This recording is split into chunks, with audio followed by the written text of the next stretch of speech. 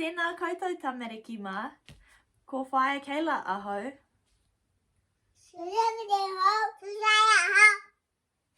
Hari te wiki o te reo Māori.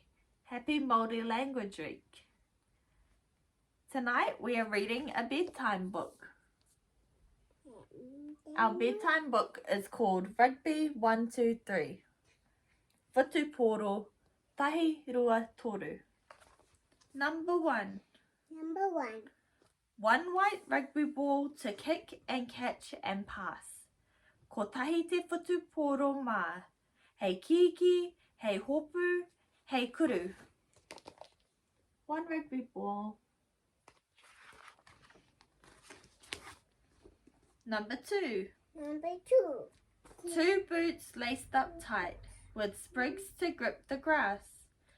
E roa ngā putu, kono ita ita me ngā whakamaunga, kia manaia kore ai. Two boots. Number 3. Three match officials help to keep things fair. E toru ngā kaiwhakawā, kia tika ai ngā whakahaerenga. 3 match officials. Number 4. 4 grandparents watching, hands up in the air. E whā ngā tipuna, e mātaki ana ringa toru whakarunga. There's our grandparents, 4 grandparents. Number 5. 5 mighty forwards joining in a mall.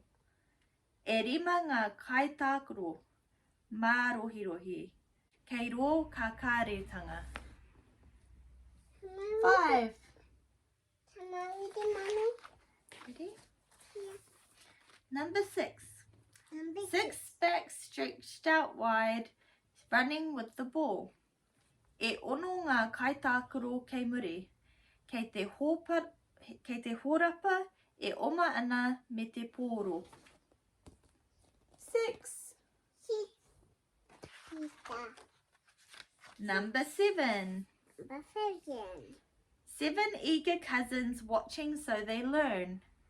E whetu ngā tuangane, tuahine, arita, e mātaki ana kia ako ai. 7 cousins.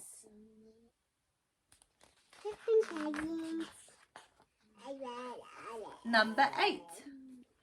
8 reserves on the bench, waiting for their turn.